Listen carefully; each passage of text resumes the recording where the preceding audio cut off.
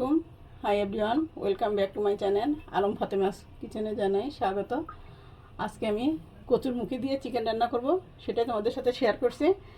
এইখানে কচুগুলো পরিষ্কার করে আমি ধুয়ে নিয়েছি, আর এখানে চিকেনগুলো পরিষ্কার করে ধুয়ে নিয়েছি। ভিডিওটি সঙ্গে থাকো।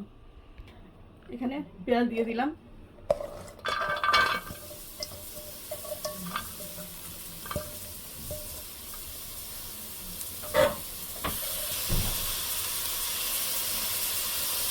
এখন তেল দিয়ে দিলাম,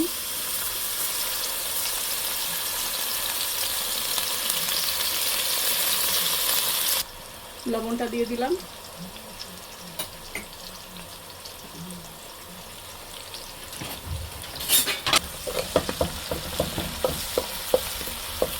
এখন এখানে মশলাগুলো দিয়ে দিব।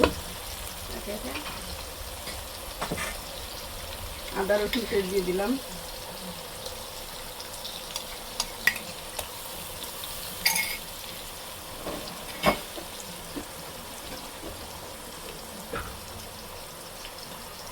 ধনিয়ার গুঁড়া দিলাম, জিরার গুঁড়া দিলাম, হলুদের গুঁড়া, একটু পানি দিলাম, অল্প গরম পানি। মশলাটাকে সুন্দর করে ভুনে নেব।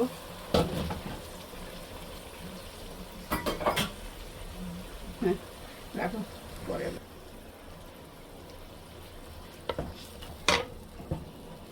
মশলাটা সুন্দর করে ভুনা করে নেব।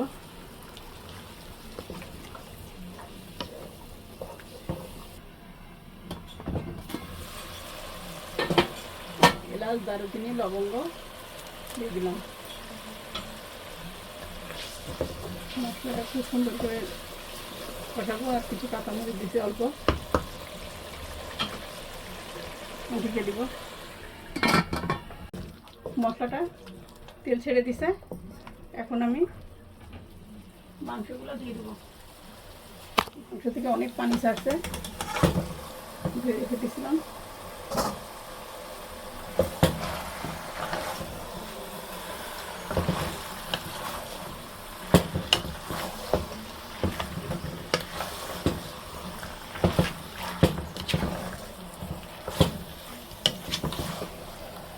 কিছুটা কাঁচামরিচ দেওয়া হয়েছে, এখানে আরও কিছুটা দিব।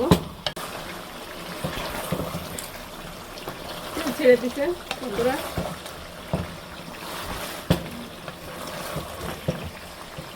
এটা আজকে অল্প এখানে শুকনো মরিচ দেবো, আর কাঁচামরিচ আরও লাগবে, আমি দিব। মাংসটা এখন তেল ছেড়ে দিতে, আবার পানি দিতে হবে, এখনও সিদ্ধ হয় নাই, পানি লাগবে। এখন পানি দিল, পানি দিয়ে দিলাম।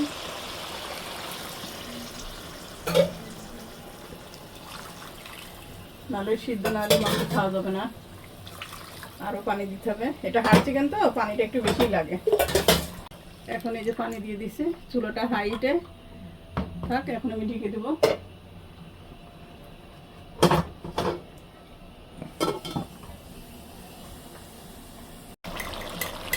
শুকনো ঝালে একটু গুঁড়া দেবো, নাহলে কচু দিয়ে রান্না করবে তো একটু মিষ্টি মিষ্টি হবে। কচুটা তো ঝাল না হলে কচুর তরকারি ভালো লাগবে না। আর এখানে কিছু কাঁচামরিচ দেবো, এখন কিছু কাঁচামরিচ এখানে কুচিয়ে রেখেছি দিয়ে দিলাম। এখন এটা নেড়ে দেবো। মাংসটা প্রায় গলে গেছে, আর একটু হবে। এটা কষানোর মতো তেল ছেড়ে দিলে আমি কচু দেবো। তেল ছেড়ে দিছে, এখন তরকারিতে গরম পানি দিয়েছি, গরম পানি দিয়ে দিই এখন। আর মাংসটা এখন সিদ্ধ হয়ে গেছে, আমি চেক করছি। কচু এখানে কচু ধুয়ে রেখেছি, এখন এটা দিয়ে দেবো।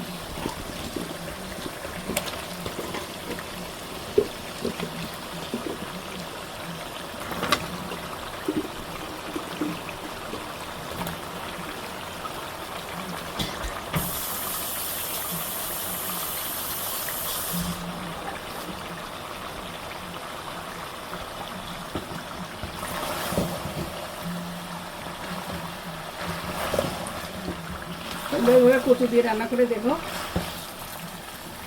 অনেক মজা লাগবে বন্ধুরা। মুখি কচু দিয়ে চিকেন।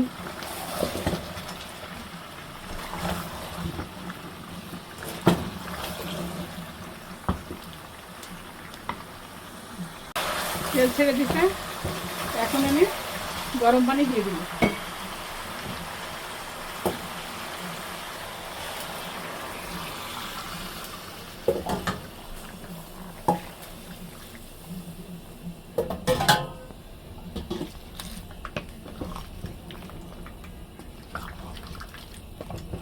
ঝোলের সঙ্গে কচু মাংস সব সুন্দর করে নেড়ে চেড়ে আমি ঢেকে দেবো। তরকারিটা একটু সাদা সাদা লাগছে, কারণ আমি কাঁচামরিচ দিছি কিছু, এই জন্য আর অল্প শুকনো মরিচ দিছি। বেশি ঝাল হলে বাবুরা খেতে পারবে না।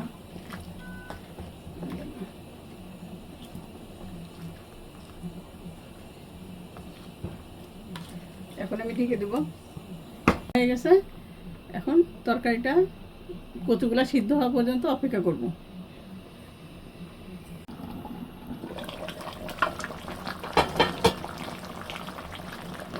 দেখো বন্ধুরা, কি সুন্দর গলে গেছে, কচু সব গলে গেছে। এখন আর ঝোল কমাবো না, কারণ এই কচুতে আরও পানি টেনে নেবে। এখন আমি এখানে কিছুটা জিরা গুঁড়া দিয়ে দিব। লবণটা ঠিক আছে, জিরা গুঁড়া দিয়ে দিলাম। লবণ সব ঠিক আছে, ঝাল। এই জিরার গুঁড়া দেওয়ার জন্য কিন্তু টেস্টটা আরও বেড়ে যাবে এই চিকেনটা।